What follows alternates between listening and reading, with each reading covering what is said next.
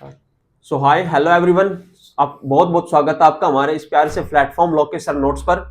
आज की इस आज से हम लोग अपना एनसीईआरटी सीरीज स्टार्ट करने जा रहे हैं और अब से हम लोग डेली अपना एक चैप्टर एनसीईआरटी का प्रिपेयर करेंगे एनसीटेट के लिए। और सिर्फ सीटेट के पर्सपेक्टिव से नहीं, आप किसी भी टीजीटी की एग्जाम की तैयारी कर रहे हो, केवीएस की या फिर किसी भी स्टेट की, ये जो कंटेंट रहेगा आपके पास ये सीटेट के लिए प्लस उस स्टेट के अंदर जो भी टीजीटी का एग्जाम होगा सोशल साइंस के लिए, उसके पर्सपेक्टिव से बहुत फायदेमंद रहने वाला है आपके लिए। सो चलिए स्टार्ट करते हैं हमारा आज का सेशन। और अगर आपको जो आज की क्लास रहेगी उसकी पीपीटी चाहिए तो वो आपको हमारे टेलीग्राम लोकेशन नोट से मिल सकती है। और जितने भी अपडेट्स हमारे चैनल के रिगार्डिंग आपको मिलते रहेंगे अगर आप इस टेलीग्राम चैनल को लोकेशन नोट्स को ज्वाइन कर लेते हैं तो चलिए स्टार्ट करते हैं।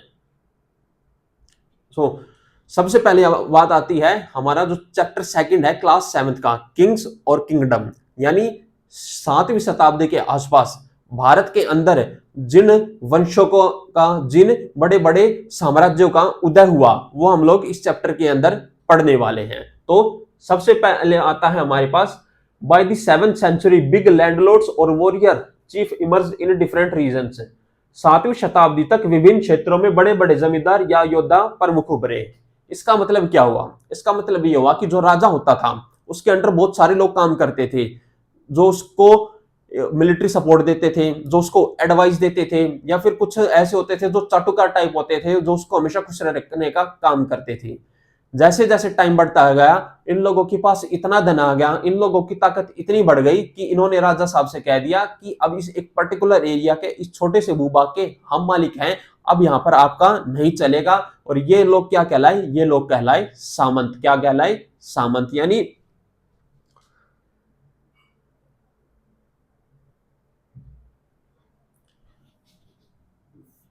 सातवीं शताब्दी तक विभिन्न क्षेत्रों में बड़े जमींदार या योद्धा प्रमुख उभरे। शुरुआत में वे मौजूदा राजाओं के अधीनस्थ थे, यानी जितने भी जो मौजूदा राजा थे उनके अंडर काम करते थे। और जैसे जैसे इनकी पावर बढ़ती गई इन्होंने अपने आप को स्वतंत्र घोषित कर दिया, इन्होंने अपने आप को इंडिपेंडेंट घोषित कर दिया। उसके बाद आता है, लेकिन जैसे जैसे उनकी शक्तियां और संपत्ति बढ़ती गई उन्होंने स्वयं को स्वतंत्र घोषित कर दिया। और ये इन्होंने अपने आप को, और ये लोग क्या कहलाए? ये लोग कहलाए महासामंत। क्या कहलाए? महासामंत। यानी ओवरऑल हम इस सारे की सारी बात को कंक्लूड करें तो 7वीं शताब्दी के आसपास जितने भी राजा होते थे उनके अंडर जो काम करने वाले लोग थे, जो उनको मिलिट्री सपोर्ट देते थे, उनको वित्तीय सहायता देते थे, उनको सलाह देने का काम करते थे, उनकी ताकत इतनी बढ़ गई, धीरे धीरे धीरे उन्होंने इतनी संपत्ति अर्जित कर ली कि उनके पास अब इतनी पावर थी कि उन्होंने अब एक छोटे छोटे भूभाग को कंट्रोल करना स्टार्ट कर दिया और अपने आप को स्वतंत्र घोषित कर दिया। और वो किस नाम से जाने गए? वो जाने गए महासामंत के नाम से। इसका उदाहरण आता है राष्ट्रकूट वंश, जो कि दक्कन में यानी साउथ इंडिया के अंदर हमें देखने को मिलते हैं, जो राष्ट्रकूट वंश। ऐसे बहुत सारे साम्राज्य हमें देखने को मिलते हैं।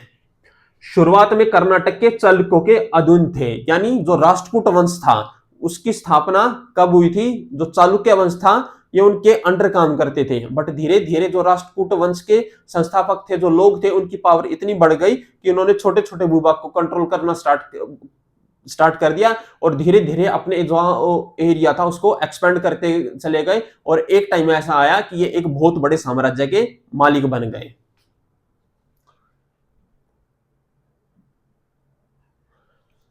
अब आता है एक कंसेप्ट जो हमें समझना है, वो आता है हिरण्य गर्भ का कंसेप्ट। किसका कंसेप्ट आता है? वो आता है हमारे पास हिरण्य गर्भ का कंसेप्ट। हिरण्य गर्भ का मतलब क्या होता था? हिरण्य गर्भ का एक अनुष्ठान होता था जो किसकी मदद से किया जाता था? जो किया जाता था ब्राह्मणों की मदद से। इसके अंदर क्या होता था? जो ये सामंत थे, जिन्होंने अपने आप को इंडिपेंडेंट घोषित कर दिया था, जिन्होंने अपने आप को स्वतंत्र घोषित कर दिया था, ये राजा तो बन गए थे, बट एक अनुष्ठान किया जाता था। उस अनुष्ठान का नाम था हिरण्यगर्भ अनुष्ठान। इस अनुष्ठान को करने का मतलब ये होता था कि जो राजा है उसका एक पुनर्जन्म हुआ है और उसे एक क्षत्रिय मान लिया जाता था, भले ही उसका जन्म क्षत्रिय कुल के अंदर नहीं हुआ हो। यानी जो सामंत थे जिन्होंने अपने आप को इंडिपेंडेंट स्वतंत्र घोषित किया था, वो राजा तो बन गए बट उनको वैधता नहीं मिली। वैधता किस तब तक नहीं मिली क्योंकि जो राजा होता था वो सिर्फ और सिर्फ क्षत्रिय कुल से आता था। तो इसके लिए वो एक अनुष्ठान करते थे ब्राह्मणों की मदद से। उस अनुष्ठान को नाम दिया गया हिरण्यगर्भ अनुष्ठान। और वो अनुष्ठान करने का मतलब होता था कि उनका एक पुनर्जन्म हुआ है और वो उसके बाद क्षत्रिय जो कुल होता था उसके हिस्से बन जाते थे।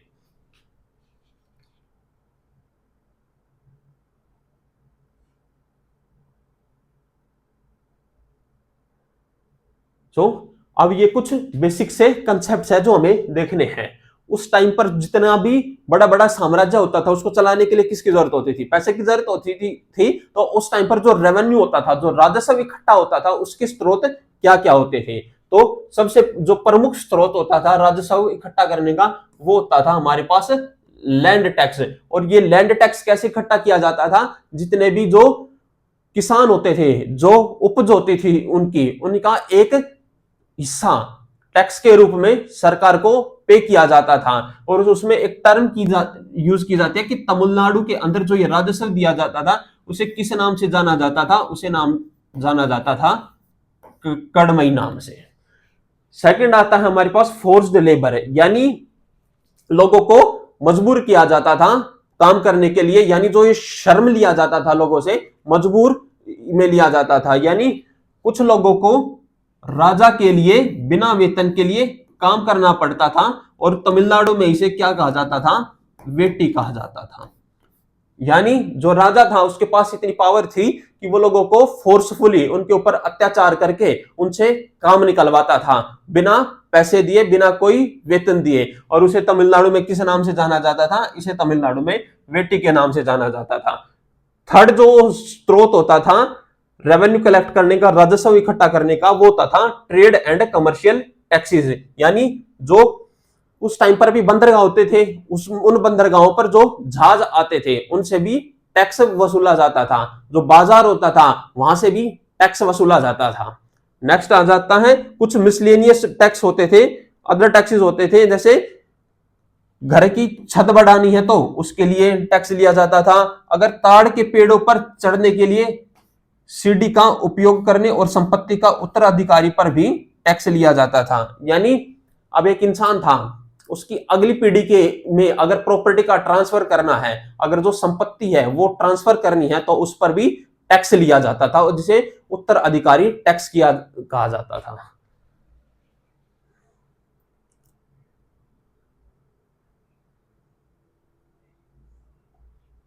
अब बात आती है कि जितने भी राज्य होते थे उनकी जो स्थापना होती थी ना, उनके अंदर जो टेम्पल्स होते थे, जो मंदिर होते थे, उनका बहुत इंपॉर्टेंट रोल रहता था। ये इंपॉर्टेंस सिर्फ और सिर्फ धार्मिक इंपॉर्टेंस तक लिमिटेड नहीं थी, क्योंकि ये टेम्पल थे ना, ये गढ़ बन चुके थे। पूरी की पूरी जो कल्चरल डेवलपमेंट होती थी उस स्टेट के अंदर, वहां पर जितनी भी आर्थिक गतिविधियां होती थी उसके अंदर, और जो ये मंदिर थे ना, ये इतने भव्य होते थे कि ये उस टाइम पर जो राजा होता था उसकी पावर को दर्शाते थे। यानी जितना भव्य मंदिर होगा ये माना जाता था कि वो राजा उतना ही शक्तिशाली है। यानी मंदिर का निर्माण शासकों की शक्ति और वैधता को प्रदर्शित करने के लिए किया जाता था। यानी जो मंदिरों का निर्माण सिर्फ जो राजा थे, जो शासक थे, वो इसलिए कर रहे थे ताकि वो पूरी दुनिया को बता सके कि उनका जो साम्राज्य है वो कितना बड़ा है और वो कितने शक्तिशाली हैं। अब बात आती है, ये जितने भी छोटे छोटे सामंत थे इन्होंने एक पर्टिकुलर भूभाग को, एक पर्टिकुलर एरिया को तो अपना लिया। अब बात आती थी अपने साम्राज्य को और बड़ा करने के लिए ये लोग क्या करते थे? ये लोग मिलिट्री कैंपेन्स चलाते थे, ये लोग सैन्य अभियान चलाते थे। इनके आसपास जितने भी जो पड़ोसी साम्राज्य होते थे, जो इनके आसपास के एरिया होते थे, ये उनके ऊपर हमला करते थे वहां, ताकि वहां से लूट के माध्यम से क्या किया जा सके? धन अर्जित किया जा सके। जो पर्टिकुलर रूट होते थे, यानी जिन से व्यापारी होकर गुजरते थे, वहां पर ये लोग टैक्स लगाते थे और एक पर्टिकुलर एरिया को जीतने के बाद उसे अपने भूभाग का, अपने साम्राज्य का हिस्सा बना लेते थे। यानी सैन्य अभियानों को अक्सर क्षेत्रों का विस्तार करने और लूट के माध्यम से धन प्राप्त करने और भूमि तथा व्यापार मार्गों तक पहुंच बनाने के लिए किया जाता था।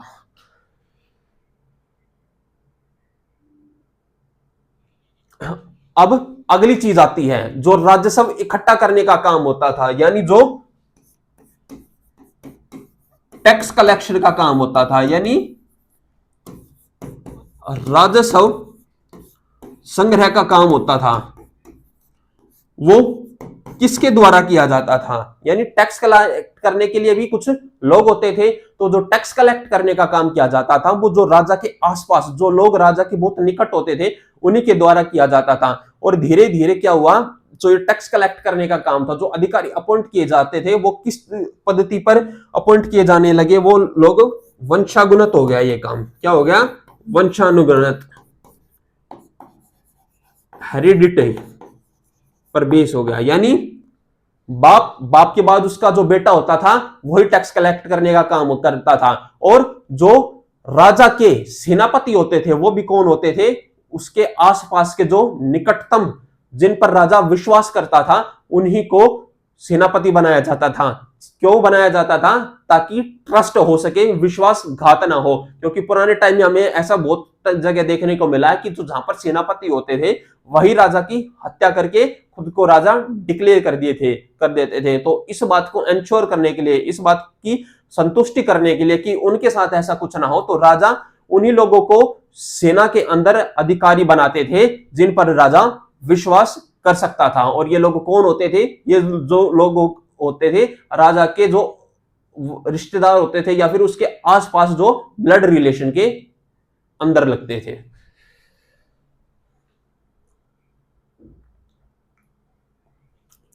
अब आता है प्रशस्ति एंड लैंड ग्रांट्स। क्या आता है? प्रशस्ति।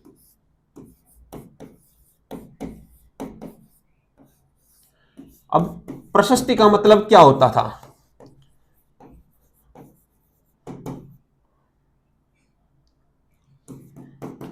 तो प्रशस्ति का मतलब क्या होता था? जो राजा होता था वो ऐसी कुछ प्रशस्तियां बनवाते थे। ऐसी इस पैटर्न में हम देख सकते हैं। उन प्रशस्तियों में क्या लिखा होता था? उन प्रशस्तियों के अंदर लिखा होता था कि उसका राजा, उसका जो साम्राज्य है वो कैसा है, उसने क्या क्या अचीवमेंट्स है, उसकी क्या क्या उपलब्धियां हैं, यानी उसने किन किन साम्राज्यों को जीता, यानी किन किन पड़ोसी राजाओं पर उसने हमला किया और उन्होंने किन किन राजाओं पर हमला करके उनके साम्राज्य को जीता है, और किन किन राजाओं ने उसकी जो संप्रभुता थी उसको स्वीकार किया है। और ये सब काम किसकी मदद से किया जाता था? ये सब काम किया जाता था ब्राह्मणों की मदद से। जो ब्राह्मण होते थे वो उसको असिस्ट करने थे काम करने के लिए। यानी एक तौर पर हम कह सकते हैं कि जो प्रशस्ति होती थी वो राजा का महिमा मंडन करने के लिए होती थी कि जो राजा का साम्राज्य है वो कैसा साम्राज्य है। अब ये कुछ कॉपर की ऐसी कुछ वो होती थी जिन पर राजा क्या करता था? ब्राह्मणों को भूमि देता था दान में। और वो जो सारा रिकॉर्ड होता था कहां पर किस जगह पर भूमि दान में दी गई है ब्राह्मणों को, उसका जो सारा का सारा रिकॉर्ड होता था वो ऐसे जो कॉपर की प्लेट्स होती थी। किसकी प्लेट्स होती थी? कॉपर की प्लेट्स होती थी, उस पर ये सारा का सारा रिकॉर्ड रखा जाता था। अब हमने ये तो देख लिया भाई, कोई भी साम्राज्य है वहां पर राजा के चाटुकार तो बहुत बैठे हैं राजा का महिमा मंडन करने के लिए ताकि उनका भी भला हो सके। बट जिस तरीके से आज के टाइम में भी सरकार की आलोचना करने के लिए लोग होते हैं, उस टाइम पर भी ऐसे लोग मौजूद थे जो राजा की आलोचना करने की ताकत रखते थे। उन्हीं में से एक हुए हैं कलहण।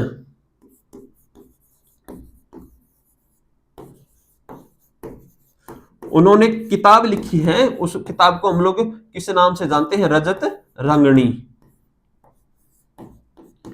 और इस किताब के अंदर भारत के किस हिस्से का वर्णन देखने को मिलता है? हमें कश्मीर हिस्से का वर्णन देखने को मिलता है।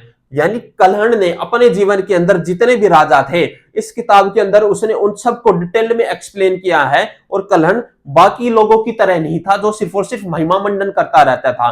जो कलहण था, जो राजा की नीतियां होती थी, जो उनकी पॉलिसीज होती थी, उनकी आलोचना भी करता था, उनका एक अच्छा क्रिटिक भी होता था। यानी unlike the writers of his time, he was often critical of rulers and their policies। यानी अपने समय के अन्य लेखकों के विपरीत वे शासकों और उनकी नीतियों के प्रति अक्सर आलोचनात्मक भी होते थे। यानी जो चाटुकारिता का काम होता था वो उस टाइम में भी किया जाता था और ये आज के टाइम में भी किया जाता है। और उस टाइम पर भी कुछ लोग होते थे जो इतना दमखम रखते थे कि सरकार के खिलाफ आलोचना कर सके।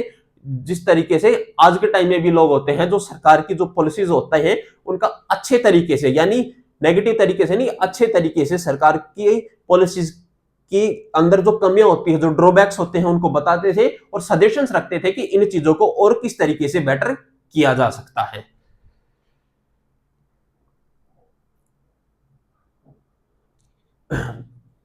अब अगला आता है वॉरफेयर फॉर वेल्थ। यानी जो साम्राज्य होता था, साम्राज्य को चलाने के लिए क्या चाहिए? पैसा। पैसा यानी वेल्थ। ठीक है भाई, साम्राज्य को चलाने के लिए पैसा चाहिए। उस टाइम पर लड़ाई होती थी किस चीज के लिए? जो वेल्थ होती थी उसको इकट्ठा करने के लिए, उस पर कब्जा करने के लिए। उस टाइम पर 7वीं और 8वीं और 10वीं 12वीं शताब्दी के आसपास जो मेन इनकम का सोर्स क्या होता था लोगों के पास? मेन इनकम का सोर्स था एग्रीकल्चर, यानी खेती। ठीक है भाई, खेती होती थी। खेती कहां पर अच्छी होती है? खेती होती है जो नदी के आसपास के इलाके होते हैं, जहां पर पानी का अच्छा स्रोत अवेलेबल है ताकि खेती को आसानी से किया जा सके, वहां पर होती थी। ठीक है, उस टाइम पर भारत की एक प्रमुख नदियों में से एक नदी थी गंगा नदी। उसके पास एक नगर बसता था जिसको हम जानते हैं कन्नौज के नाम से, क्योंकि उस वहां पर जो एरिया था वहां की मिट्टी इतनी उपजाऊ थी कि वहां से बहुत अच्छी खेती की जा सकती थी, जिसकी वजह से जो राजस्व था, जो रेवेन्यू कलेक्शन था स्टेट का, वो बढ़ सकता था। और इसके लिए एक बहुत हिस्ट्री में जाना जाता है जिसे एक संघर्ष हुआ था, जिसे हम जानते हैं त्रिपक्षीय संघर्ष। किस नाम से जानते हैं? त्रिपक्षीय संघर्ष के नाम से जानते हैं। उस एरिया के लिए संघर्ष लगातार चलता रहता था। और वो जो संघर्ष हुआ था वो किस किस के बीच हुआ था? वो संघर्ष हुआ था गुज्जर प्रतिहार वंश के बीच, राष्ट्रकूट वंश के और पाल वंश के बीच। यानी 3 वंश हुए थे, गुज्जर प्रतिहार, राष्ट्रकूट वंश और पाल वंश। और इसी वजह से इसे त्रिपक्षीय, त्रि मतलब 3 ग्रुप आपस में लड़ते रहते थे उस एरिया के कंट्रोल के लिए। इसी वजह से इसे त्रिपक्षीय संघर्ष के नाम से जाना जाता है। यानी पूरा इसे ओवरऑल कंक्लूड करें इस कंसेप्ट को, तो क्या होता था? वॉरफेयर फॉर वेल्थ, यानी स्टेट को चलाने के लिए क्या चाहिए? पैसा। उस टाइम पर पैसे का सोर्स क्या था? खेती। खेती कहां पर अच्छी होती थी? जहां पर अच्छा पानी का स्रोत हो, जहां पर की मिट्टी उपजाऊ हो। उस टाइम पर गंगा के किनारे कौन सा एक नगर बसता था? कन्नौज। और उसके लिए उस जगह पर कब्जा करने के लिए संघर्ष चलता रहा 3 साम्राज्यों के बीच, 3 वंशों के बीच, गुज्जर प्रतिहार, राष्ट्रकूट और पाल वंश के बीच। और उसे हम किस नाम से जानते हैं? उसे हम त्रिपक्षीय संघर्ष के नाम से जानते हैं और इंग्लिश में हम ट्राई पार्टी स्ट्रगल के नाम से जानते हैं।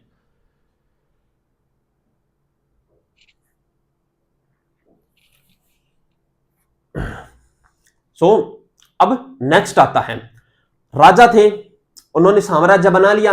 अब अपने साम्राज्य का महिमा मंडन करने के लिए उन्होंने जो दौलत अर्जित की है उसको इकट्ठा करने के लिए अब उसको दिखाना भी है, उसका शो ऑफ भी करना है। जैसे आज की तारीख में भी सबकी आदत होती है शो ऑफ करने की, उस टाइम पर भी राजाओं की बहुत गंदी हैबिट होती थी शो ऑफ करने की, जो भी उन्होंने संपत्ति अर्जित की है। इसके लिए वो क्या करते थे? भव्य टेम्पल्स यानी ग्रैंड टेम्पल्स का निर्माण करते थे। यानी जो वेल्थ उन्होंने इकट्ठी की है, यानी उनका जो साम्राज्य है कितना ताकतवर है, उसका पता किससे चलता था? उस साम्राज्य के अंदर टेम्पल्स कैसे हैं। क्योंकि ये जब टेम्पल्स होते थे, जितना भी उस टाइम पर जो गोल्ड होता था, सोना होता था, वो इन ही मंदिरों के अंदर होता था। ठीक है भाई। अब किसी को तुम अपनी तिजोरी खोल के दिखाओगे कि भाई इसके अंदर इतना सोना रखा है, तो जो चोर होगा वो उसे देखकर आकर्षित होगा। ठीक है। इसी तरह भारत के अंदर हमें देखने को मिला, जो इतने भव्य भव्य मंदिर बनाए गए, इनके अंदर जो सोना रखा गया, उसे देखकर जो विदेशी आक्रांता थे उनके भारत पर हमले हुए। और सबसे पहला हमला किसने किया? हमला किया गजनी ने। कहां पर हमला किया? उसने किया सोमनाथ मंदिर पर हमला। सोमनाथ मंदिर पर। सोमनाथ मंदिर कहां है? गुजरात के अंदर। भाई हमला करने का जो हमला करने की जरूरत क्या पड़ी? हमला करने की जरूरत पड़ी ताकि वहां पर जो संपत्ति रखी है मंदिर के अंदर, वो संपत्ति लूटी जा सके, और जो खुद का साम्राज्य है उसे और उसकी जो वेल्थ है उसको बढ़ाया जा सके, और यानी एक तरीके से कह सकते हैं अपने साम्राज्य को और अमीर किया जा सके। यानी जो भव्य मंदिर थे वो किस बात का संकेत थे? कि राजा का साम्राज्य कितना बड़ा है, राजा के पास कितनी दौलत है। अब दौलत दिखा रहे हैं तो उससे भाई जो चोर बैठा है वो तो अट्रैक्ट होगा ही। जो विदेशी आक्रांता थे उनके हमले होने स्टार्ट हुए। और सबसे पहले हमला किसने किया? गजनी ने किया। गजनी कहां पर है? गजनी अफगानिस्तान के अंदर एक जगह है। उसने कहां पर हमला किया? उसने हमला किया गुजरात के सोमनाथ मंदिर पर। और उसका जो हमला करने का कारण क्या था? ताकि वहां से संपत्ति है वो लूटी जा सके। अब हमें एक वंश के बारे में पढ़ना है जो आता है हमारे पास, चोल वंश, जो कि दक्षिण भारत के बहुत ही फेमस वंशों में से जाना जाता है। सबसे पहला जो क्वेश्चन हमसे पूछा गया कि चोल वंश की स्थापना किसने की थी, तो जो चोल वंश के संस्थापक थे वो थे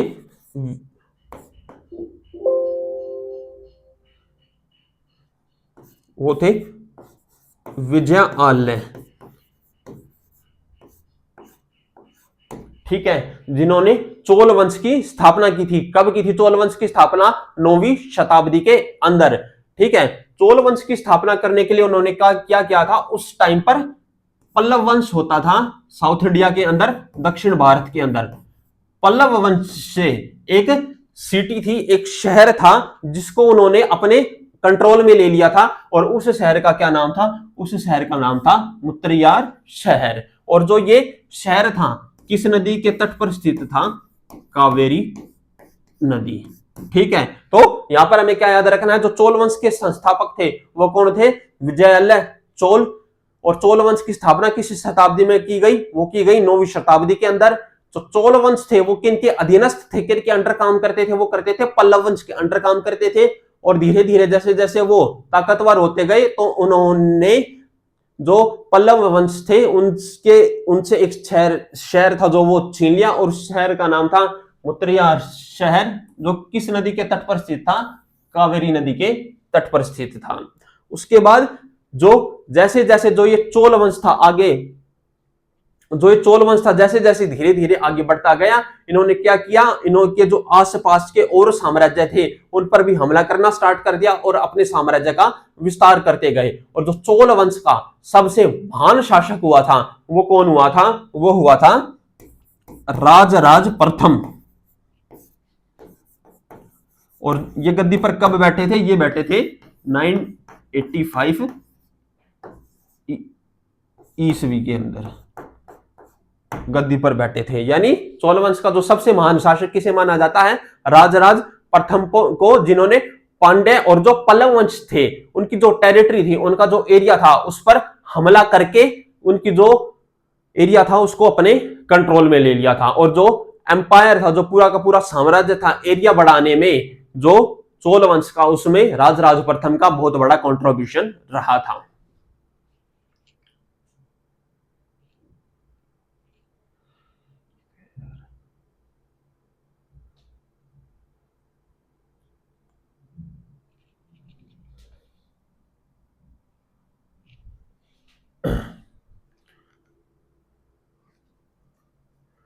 अब जो चोल वंश था, चोल वंश की को जाना जाता है उस किस चीज के लिए, उसकी वास्तुकला के लिए। यानी चोल वंश किसके लिए फेमस था, अपनी वास्तुकला के लिए। वास्तुकला का मतलब है जो मंदिर होते थे ना चोल वंश के दौरान, जिन मंदिरों का निर्माण हुआ वो बहुत भव्य होते थे। यानी जो कारीगरी की जाती थी ना मंदिरों के अंदर, भाई साहब, वो आज के टाइम में भी जो मॉडर्न टेक्नोलॉजी है उसका इस्तेमाल करके भी नहीं की जा सकती है, ठीक है। और जो वास्तुकला होती थी, जिस वास्तुकला के तहत वो बनाए जाते थे, उस वास्तुकला का नाम क्या होता था, उस वास्तुकला का नाम होता था द्रविडियन वास्तुकला के होते थे वो। यानी किस वास्तुकला के, द्रविडियन वास्तुकला के। और उस टाइम पर जो मंदिर थे वो सिर्फ और सिर्फ धार्मिक यानी पूजा पाठ तक सीमित नहीं रह गए थे, उनके आसपास थे एक आबादी बसना स्टार्ट हो गई थी। यानी वहां पर जो मूर्तिकार थे, यानी मंदिर के अंदर जो पूरा का पूरा, अगर आपने साउथ इंडिया के मंदिर देखे होंगे तो क्या होता था, उनकी जो छत होती है धीरे जैसे जैसे उनका हाइट इंक्रीज होती है वैसे वैसे वो नैरो होती जाती है, वैसे वैसे पतली होती जाती है। और उनकी जो पूरी की पूरा जो आर्किटेक्ट होता था मंदिर का, जो वास्तुकला होती थी, उस पर देवी देवताओं की मूर्तियां भी देखने को मिलती थी। अब उन देवी देवताओं की मूर्तियां बनाने के लिए कौन चाहिए, यानी उसके लिए चाहिए मूर्तिकार। धीरे धीरे इन मूर्तिकारों की जरूरत पड़ी तो उन मूर्तिकारों ने मंदिर के आसपास ही बसना स्टार्ट कर दिया। तो एक पूरी की पूरी इकोनॉमिक जोन बन गए थे, यानी एक आर्थिक गतिविधि का भी केंद्र बन गए थे ये मंदिर, जिसकी वजह से इनके आसपास नगर बसने स्टार्ट हो गए थे।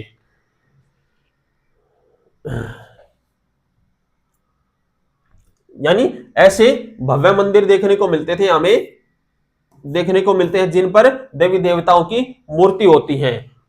और किस वास्तुकला के लिए तहत ये बनाए जाते थे, ये बनाए जाते थे द्रविडियन आर्किटेक्ट के अंदर।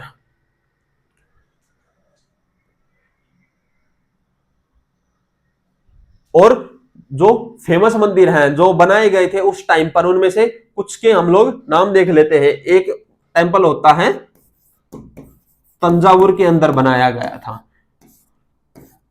ठीक है भाई। और ये यहां पर मैंने बता दिया है उनका स्ट्रक्चर कैसा होता था। जैसे जैसे हाइट इंक्रीज होती जाती थी वैसे वैसे नैरो होती जाती थी, पतली होती जाती थी, और उन पर देवी देवताओं की मूर्तियां बनाई जाती थी।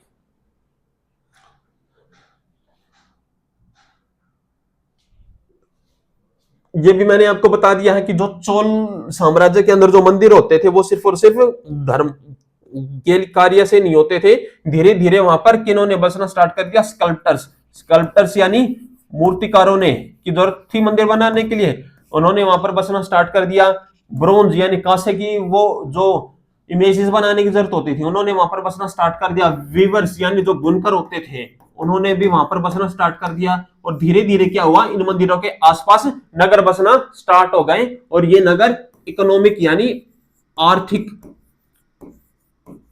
और सोशल यानी सामाजिक गतिविधियों का केंद्र बन गए।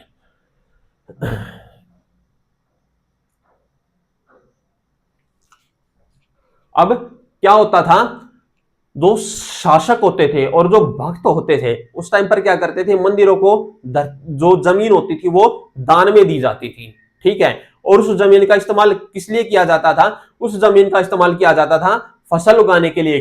किसके लिए, जो फसल उगाई है वो जाएगी किसके पास, वो उस टाइम पर मंदिर के अंदर जो प्रिस्ट यानी जो पुजारी होते थे, गार्लैंड मेकर यानी जो माला बनाने का काम करते थे, म्यूजिशियंस यानी जो संगीत होते थे, जो कुक होते थे जो खाना बनाने का काम करते थे, डांसर होते थे, और जो दूसरे वर्कर्स होते थे जो उस टेंपल को चलाने में जिनका बहुत इंपॉर्टेंट रोल होता था, वो सारी की सारी उपज उनके लिए उगाई जाती थी। तो यानी इस बात से, इस पूरी की पूरी एक्सप्लेनेशन से हम क्या समझ सकते हैं कि जो मंदिर थे वो सिर्फ और सिर्फ धार्मिक कार्यों के तक सीमित नहीं थे। मंदिर आर्थिक गतिविधि का एक बहुत बड़ा केंद्र बन चुके थे, क्योंकि उनके आसपास आबादी ने बसना स्टार्ट कर दिया था। मंदिर बनाने के लिए किन की जरूरत थी, मूर्तिकारों की जरूरत थी। मंदिर बनाने के लिए किसकी जरूरत थी, जो कांसे की मूर्तियां होती थी उसकी बनाने की जरूरत थी, बुनकरों की जरूरत थी। मंदिर को चलाने के लिए फिर किसकी, खाना बनाने वाले की जरूरत थी, पुजारियों की जरूरत थी। तो धीरे धीरे क्या हुआ, नगरों के आसपास ही आबादी बसना स्टार्ट हो गई थी, जिसकी वजह से मंदिरों का एक बहुत बड़ा रोल है दक्षिण भारत के अंदर। अब आता है जो चोल वंश था, उस जो चोल वंश था हमने पढ़ा किस नदी के तट पर उन्होंने अपने साम्राज्य की स्थापना की थी, शुरुआत की थी, कावेरी नदी।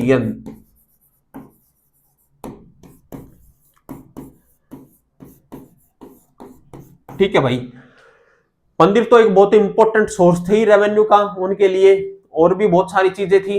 अब कावेरी नदी जो थी, उसके आज जो कावेरी नदी थी वो बहुत सारे धाराओं में बट जाती थी, जिसकी वजह से वो क्या बनाती थी, डेल्टा बनाती थी। डेल्टा हम लोग ज्योग्राफी में पढ़ते हैं, क्या होता है जब कोई भी नदी धाराओं में बढ़ती है और अपने साथ में जितने भी कंकड़ मिट्टी बालू रेत से लाती है, तो वो सारा का सारा वहां बहुत बड़े दूर दूर तक इकट्ठा हो जाता है, जिसे हम लोग डेल्टा कहते हैं। और उसके आसपास की जो जमीन होती थी वो बहुत उपजाऊ होती थी, कावेरी नदी के आसपास की। और उस जमीन पर किस चीज की खेती की जाती थी, उस जमीन पर राइस यानी चावल की खेती की जाती थी। और जो चावल था वो भी एक प्रमुख स्रोत था चोल वंश के अंदर राजस्व का।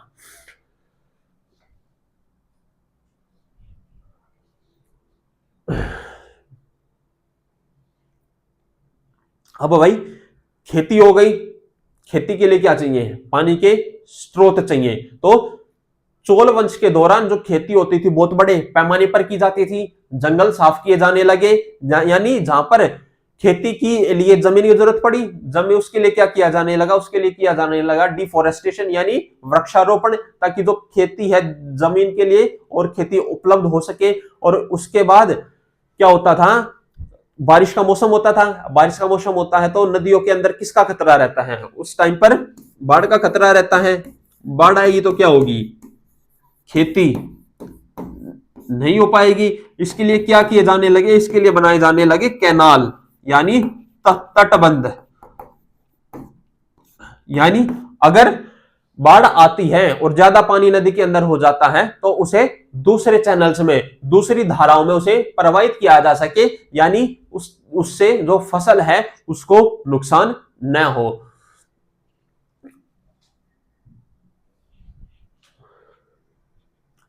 अब बात आती थी भाई कृषि, जो जितने भी फार्मर थे उनको सहारा देने के लिए चोल साम्राज्य के जो संस्थापक थे, जो चोल साम्राज्य के जो राजा थे, उन्होंने क्या करना स्टार्ट किया, उन्होंने कृत्रिम सोर्स यानी जो आर्टिफिशियल सोर्स थे,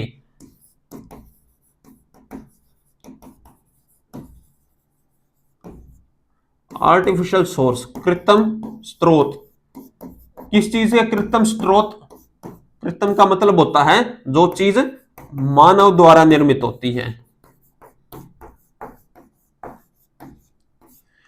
कृत्रिम सोर्स किसके लिए, सिंचाई के लिए, इरिगेशन के लिए बनाना स्टार्ट किए। और इसके लिए उन्होंने क्या किया, उन्होंने तालाब खुदवाए, तालाब यानी पौंड, कुओं का निर्माण करवाया, माने वेल्स का निर्माण करवाया, ताकि जो सिंचाई की समस्या पैदा ना हो किसानों के लिए, और जो खेती है वो अच्छे तरीके से हो सके। यानी जितनी अच्छी खेती होगी उतना अच्छा ही राजस्व स्टेट के लिए इकट्ठा होगा। तो अब कुछ एमसीक्यूज आते हैं हमारे पास, तो चलिए अब हम इनको स्टार्ट करते हैं। तो जो सबसे पहला सवाल आता है हमारे पास कि which dynasty was founded by Rashtrakuta chief Danti Durga. जो दंती दुर्ग था, जो राष्ट्रकूट वंश का संस्थापक था, उन्होंने किस वंश की स्थापना की थी, क्वेश्चन में पता चल जा रहा है। तो इसका आंसर क्या रहेगा, राष्ट्रकूट वंश।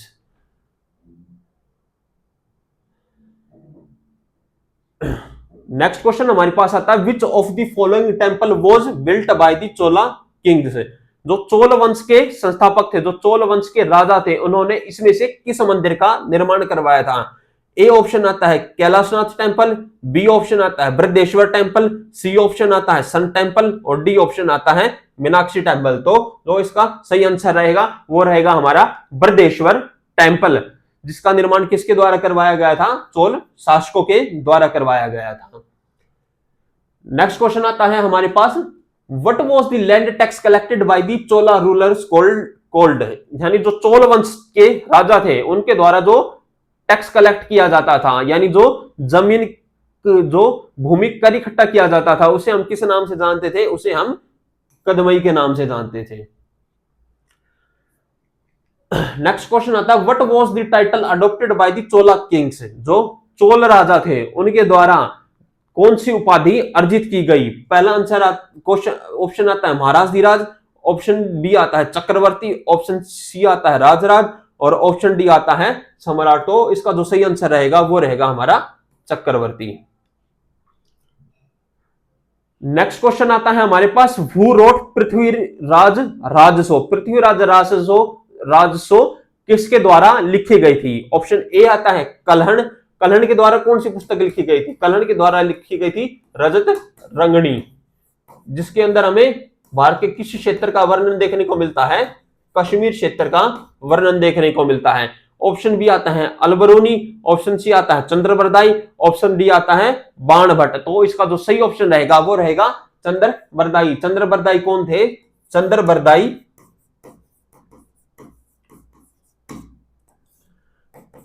इनके राजकवि थे। किसके? पृथ्वीराज चौहान के। नेक्स्ट क्वेश्चन आता है which Chola king expanded the empire and conquer Sri Lanka? यानी चोल वंश के किस राजा के द्वारा श्रीलंका पर हमला किया गया और वहां पर उन्होंने अपने साम्राज्य की स्थापना की थी? पहला ऑप्शन आता है राजेंद्र चोला, ऑप्शन बी आता है राजा राज चोला, ऑप्शन सी आता है विजय चोला, ऑप्शन डी आता है कुलोटुंग चोला। विजय चोला थे वो तो कौन थे? वो थे चोल वंश के संस्थापक और जो सबसे महान शासक है चोल वंश का वो किसे माना जाता है? राजराज प्रथम को। उन्होंने गद्दी पर कब बैठे थे? 985 ईस्वी में। तो इसका जो सही आंसर रहेगा वो रहेगा राजेंद्र चोला। नेक्स्ट क्वेश्चन आता है व्हाट वर ब्रह्मोदय लैंड? जो ब्रह्मोदय भूमि होती थी वो क्या होती थी? ऑप्शन ए आता है हमारे पास लैंड गिवन टू सोल्जर्स, यानी जो भूमि सैनिकों को दान में दे दी गई। लैंड डोनेटेड टू ब्राह्मण्स, यानी जो भूमि ब्राह्मणों को दान में दे दी गई। ऑप्शन सी आता है लैंड गिवन टू मर्चेंट्स, जो भूमि व्यापारियों को दे दी गई। ऑप्शन डी आता है tax free land for temples, यानी मंदिरों के लिए कर मुक्त भूमि, यानी जो भूमि मंदिरों के द्वारा इस्तेमाल की जाती है उस पर कोई भी टैक्स नहीं लगेगा। तो इसका जो सही आंसर रहेगा वो रहेगा ऑप्शन बी, जो जमीन ब्राह्मणों को दान में दे दी जाती थी।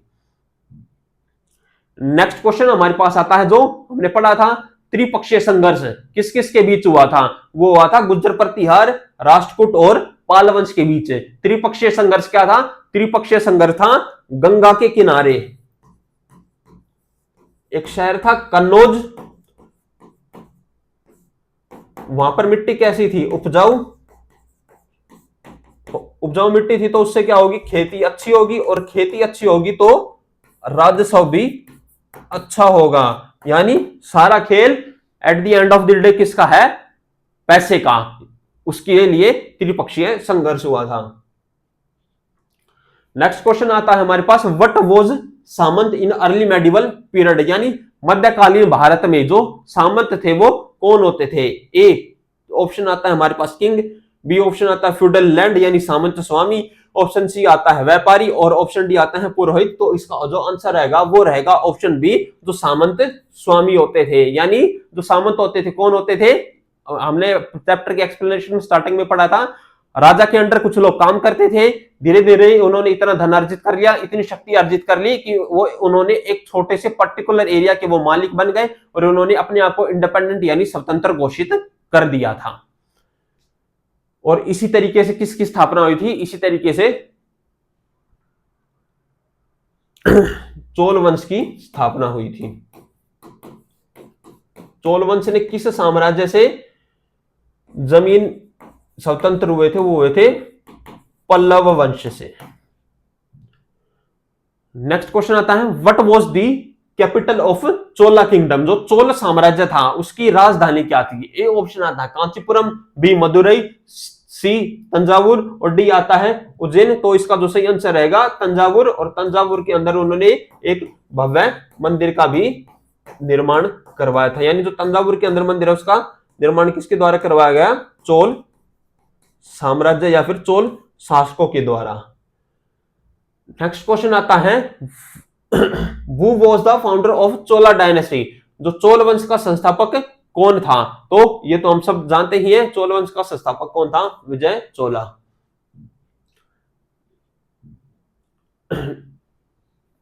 नेक्स्ट क्वेश्चन आता है हमारे पास, what was the main occupation of people under the Chola empire, जो चोल वंश के जो चोल साम्राज्य था उस टाइम पर उनकी जो प्रजा थी, उनका जो मुख्य व्यवसाय क्या था? A trade, B agriculture, C handicraft यानी हस्तशिल्प, और डी फिशिंग। तो उस टाइम पर उनका जो मेन काम था वो था एग्रीकल्चर, खेती करना।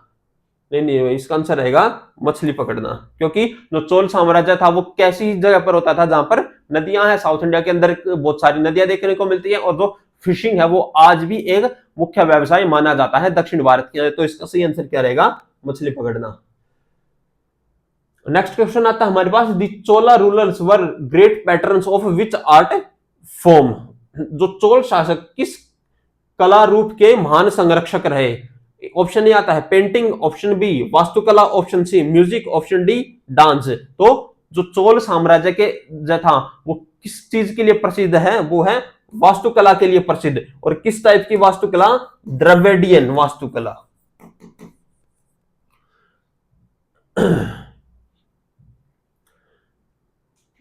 नेक्स्ट क्वेश्चन हमारे पास आता है, what was the function of Ur during the Chola period, Chola शासक में उर का क्या कार्य होता था?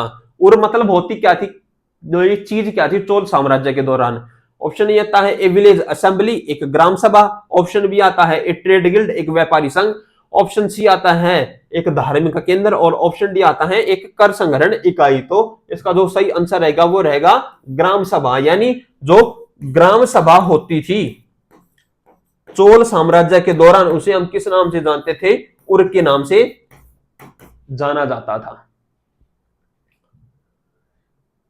नेक्स्ट क्वेश्चन आता है हमारे पास, what is nadu in Chola administration, जो नाडू होता था, नायडू होता था, उसे चोल एडमिनिस्ट्रेशन के दौरान वो क्या होता था? ए विलेज, एक गांव को इस नाम से जाना जाता था, एक डिस्ट्रिक्ट को, एक प्रांत को, या फिर एक सैन्य इकाई को? तो जो इसका सही आंसर रहेगा, एक डिस्ट्रिक्ट को चोल साम्राज्य के दौरान किस नाम से जाना जाता था? नाडू के नाम से, यानी एक जिले को किस नाम से जानते थे हम? नाडू के नाम से। नेक्स्ट क्वेश्चन आता है हमारे पास, what was the primary source of revenue for medieval Indian kingdom, यानी मध्यकालीन भारत के दौरान जितने भी राजा हुए हैं उनके लिए मुख्य आय का जो स्रोत था वो क्या होता था? ऑप्शन ए आता है व्यापार कर, ऑप्शन बी आता है भूमि कर यानी जो भूमि पर लगाया जाता है, ऑप्शन सी आता है वॉरलूट, युद्ध में जो माल लूटा गया, ऑप्शन डी आता है सोल्ट टैक्स। तो इसका जो सही आंसर रहेगा वो रहेगा लैंड कर, लैंड टैक्स। यानी लैंड टैक्स का मतलब क्या है? जितनी भी उपज हुई है उसका एक पर्टिकुलर हिस्सा किसान होता था वो राजा को देता था टैक्स के फॉर्म में। नेक्स्ट क्वेश्चन आता है, which dynasty was involve in the tripartite struggle along with the Rashtrakuta and Gurjara Pratihara vansh? ये हमने देखा था पहले भी एमसीक्यू हुआ चुका है कि जो त्रिपक्षीय संघर्ष हुआ था उसमें गुर्जर प्रतिहार और राष्ट्रकूट वंश के साथ तीसरा साम्राज्य कौन था? वो था हमारा पाल वंश।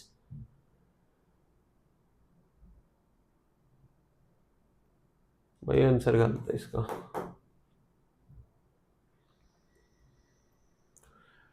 नेक्स्ट क्वेश्चन आता है हमारे पास, which among the following was a Rashtrakuta ruler, इनमें से राष्ट्रकूट वंश में कौन सा राजा हुआ है? ऑप्शन ए आता है मीर भोज, ऑप्शन बी आता है कृष्णदित्य, ऑप्शन सी आता है राजेंद्र प्रथम, और ऑप्शन डी आता है हर्ष। तो इसका जो सही आंसर रहेगा वो रहेगा राजेंद्र प्रथम। नहीं नहीं नहीं नहीं, इसका आंसर रहेगा भाई साहब कृष्णदित्य तृतीय।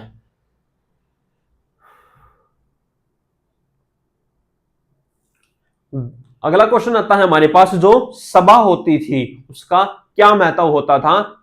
जो चोल एडमिनिस्ट्रेशन होता जो चोल प्रशासन होता था, it was a military unit, ये एक सैन्य इकाई होती थी, यह एक ब्राह्मणों की सभा थी, यह व्यापारियों का संगठन था, यह उत्सव आयोजन समिति थी। तो जो इसका सही आंसर रहेगा वो रहेगा यह एक ब्राह्मणों की सभा होती थी, जिसे हम किस नाम से जानते थे? सभा के नाम से। वेटी क्या होता था, ये हमने पढ़ा था। वेटी क्या होता था? वेटी होती थी एक टाइप की फोर्स्ड लेबर होती थी, यानी जो राजा होता था वो लोगों से काम लेता था और उसके रिटर्न में जो पैसा होता था, जो वेतन मिलना चाहिए उनको, वो नहीं दिया जाता था, जिसे हम किस नाम से जानते हैं? वेटी के नाम से जानते हैं।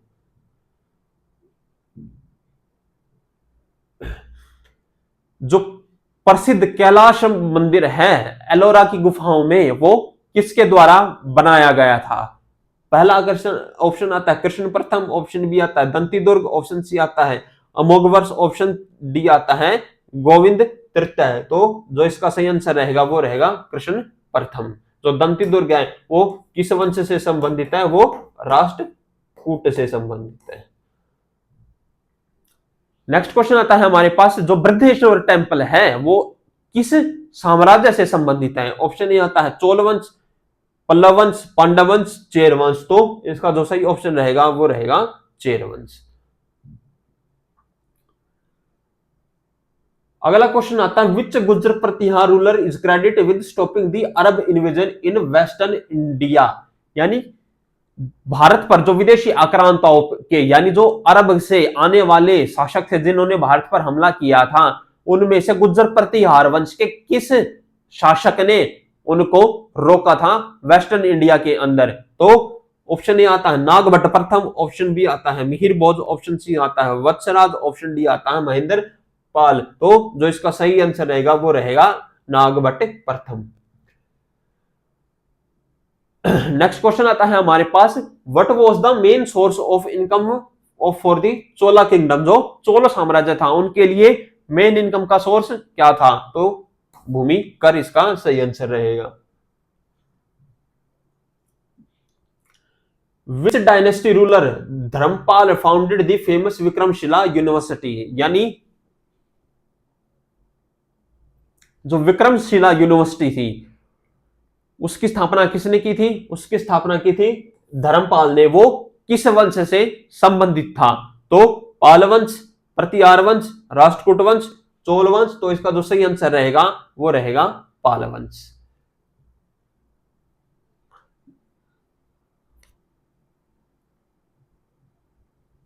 नेक्स्ट क्वेश्चन हमारे पास आता है, द टर्म मुनविद्यलीन इन चोला एडमिनिस्ट्रेशन में मुनविद्यलीन के नाम से किसे जाना जाता था? मंदिर के पुजारी को, एक उच्च अधिकारी को, टैक्स कलेक्ट करने वाले को, या फिर एक सेनापति को? तो इसका सही आंसर रहेगा एक उच्च अधिकारी होता था, उसे किस नाम से जाना जाता था? मुनविद्यलीन के नाम से जाना जाता था।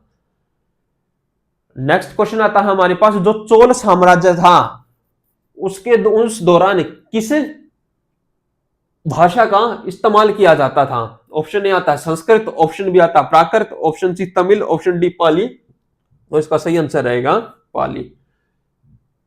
तो आज के लिए हम इतना ही रखते हैं। अगर आपको ये सेशन हमारा अच्छा लगा हो और आपका जो फीडबैक है वो हमें कमेंट बॉक्स में जरूर बताएं, और अगर आपको ये पीपीटी चाहिए तो ये पीपीटी आप हमारे Telegram group Lokesh sir note से ले सकते हैं। Thank you very much.